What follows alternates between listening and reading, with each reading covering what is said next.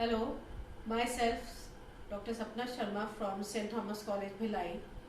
Today I will be taking away the topic business communication.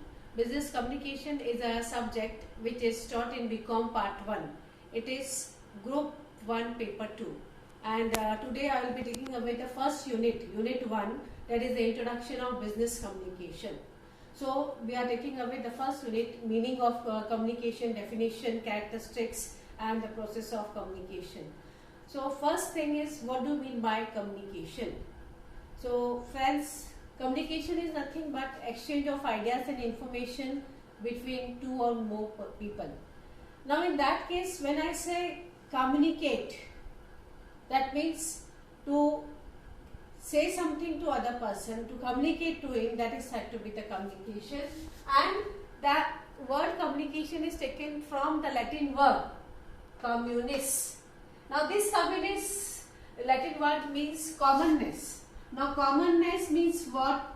Commonness regarding the thought. That means whatever I am telling to you, there should be commonness in the receiving also. Suppose I am telling you something to do and you are taking it in other sense, then the communication process will not be complete and it will not be effective.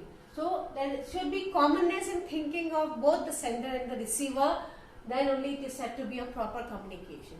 So communication is a word which is taken and it is a commonness, and sharing and participating. This is also a very important part. Sharing and participation. So in that case, we can say that communication is a process where there is a commonness between the ideas that is being transferred from one person to another, and the other person is also receiving it in the same manner.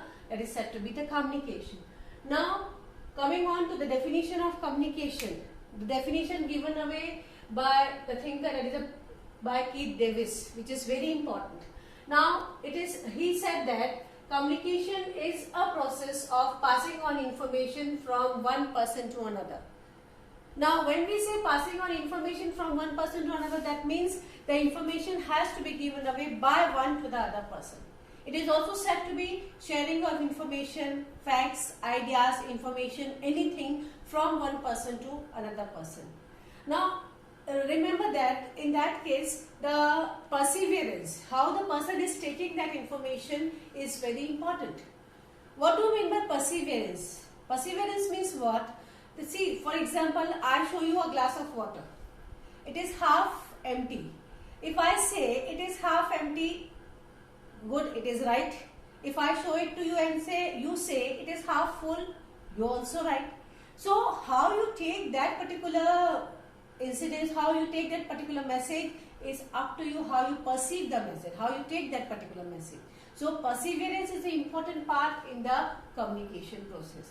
Now based on the definition given away by the Keith Davis, we will be looking after the features of communication. Now he has said that it is a passing away of information from one person to another person. That means it will be involving more than one person. So the first characteristics is plurality of person. Plural means more than one. So it involves more than one person. We cannot say that only a single person can communicate. See, the newsreaders are the persons, those who are talking on the radios and all, they are speaking, that is a different thing. But when I say communication, the other person should be there to receive it, then only that communication will be effective. Then secondly, the important thing is the content, the message, which is very important part of communication. Now when I say message, that message can be in any form. It can be fact, it can be idea, it can be the information that will be given away by one person to the other person. So existence of a message is a very important part, feature of communication. Then communication is a continuous process in any organization. If the organization want to develop itself, if you want to be a running organization, in that case, there should be interdepartmental or extra-departmental activities which goes on, and it is possible only through the communication. Then it is a two-way process, give and take. Now Right now I am giving you the information, you are taking that information. It is a two-way process. So in that case, it is the sender and the receiver. One is the sender and the other one is the receiver. Further we will be discussing this in the process of communication. Then comes written, oral or gestural. Now when I say written, oral or gestural, this written and oral, these are the verbal form. Gestural is a non-verbal. Now further I will be explaining you in the next slide what is verbal and what is non-verbal. This is the next chapter that we will be looking after. I am not focusing much thing on it. Verbal means which is being which includes words. It can be in writing, it can be oral. Non-verbal, no words are used. It can be sign language, para language and many other languages are there. So we will be taking it afterwards. Then written means in black and white, in written form. It can be an order, any instruction which is in writing, given away. Oral means the words that we are using. Either it can be telephonic, it can be through any other media, oral communication.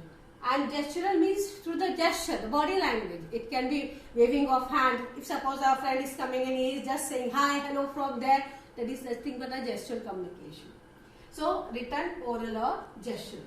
Then the primary purpose is to motivate a response. Very important part. Suppose I am telling you to do something and you are not responding it to me. In that case, communication will not be effective over there. So in that case, it is very important to take a response from the other side, which is very important part of the communication. It can be formal or informal.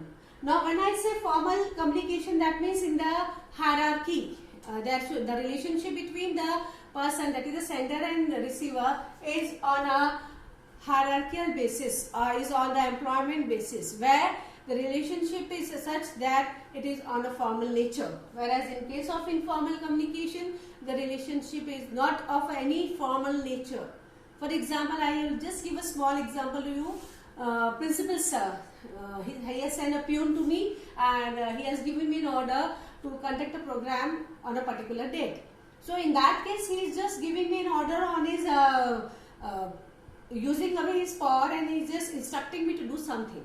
But at the same time, he is just giving me an invitation for any party or any other program on a personal basis, that is informal communication. Though we both parties are the same there in case of communication, but in the first case, he is using his authority and in an authoritative way, he is giving me instructions. So that is a formal, and in the other case, on a friendly basis, he is inviting me. So it is a informal communication. Then this thing I will be just explaining you, because already you all might have been knowing away the hierarchical pattern of communication. Now when I say the hierarchy of communication, which is in a form of a pyramid over there, where we have three ladders or three levels, that is the top, the middle and the lower level of management. Now in this case, when I say this first thing, vertical, that means a straight line. In case of vertical, it can be downward or it can be upward. Now the second one is horizontal. Horizontal means this line, horizontal line. So it will be from here to here. And diagonal means it can be in any direction. So in vertical, downward means from top to the lower, from the superior to the subordinate. Then from upward, from the lower to the top authority. When I say downward, it will be in the form of any order, instructions given away from the top authority to the lower authority. And when I say upward, from the lower to the top, it will be in the form of any report being asked by the superior authority. It can be any feedback given away, any grievance, any suggestion, any problem that is being discussed, and from the lower to the top. And when I say horizontal, that means communication that takes place between the persons who are at the same level, at the same rank. That is said to be the horizontal. And the diagonal means there is no restriction of the levels there. Any person at any level communicate, that is from top directly, can communicate to the bottom of it there. That is said to be the diagonal communication. So these are some of the characteristics of the communication. Now, as I have just explained you all that the process of in the communication process, that it is a continuous process. Now when I say it is a process, in that case we have to see that what is the process of communication. Now when we see the process of communication, the first important thing is the person who is involving himself in the process of communication. So the first important thing is the thought. If suppose I want to say something to you, in that case that thing should come in my mind first. So what thought I am having in my mind, that is very important. So that thought is very important, and then the sender. Now I am having that thought in my mind, but I will have to use certain words to send it to you. So when I am using certain words, or I am translating those thoughts into certain words, that is said to be the encoding part. So the thought comes in the mind of the sender, he encodes it, and then the transmission of that encoded part, that is the encoded message, comes over here. For that I will be using the channel, which is a very important part, channel. Now thought, sender, encoding, then transmission of the message, that is from sender to the receiver. So I will be using certain media or the channel to transmit the message to the other person. In that, next comes the receiver, the person who receives that particular information. So receiver, he receive it, that is said to be the reception part. Then after receiving, suppose it is in a language which is not followed by the receiver, he will be decoding it, or it is being coded in one form, he will be decoding it to get the meaningful sentences to that particular message, that is said to be the decoding part. And after decoding, he will give certain meaning to it and understand it. So the receiver, three things are involved: reception, decoding and understanding. After understanding, he will give away the feedback. Feedback is nothing but, you can again say it as to be the responses that is being given away by the receiver. So in this case, what happens? The receiver is again sending it the feedback to the sender. So the sender at last becomes the receiver in the whole process of communication. That is, sender again becomes the receiver after getting a feedback from the receiver. Now one thing is here, noise. Now noise is not the part of the process, but it is involved with that, it is a barrier of communication. Suppose I say you hi and you take it hello. So in that case, there is a barrier over there. That means there is either some interruption, there is some obstruction, or the way of communication you may not be getting in the same manner. So there will be some barrier, that is said to be the noise. So sometimes due to the barrier, there is a possibility that the communication or the transmission of the message may not be in the same manner in which the sender wants to say. So this noise is nothing but a barrier in the process of communication. So clear to you that the process of communication involves the sender first, and the sender has a thought. He encodes it and he uses a channel to transmit the message to the receiver. And the receiver, after receiving the message, decode it, he understands it, and he gives the responses in the form of a feedback. Then only the whole process of communication is over. Clear to you? Okay. Thank you.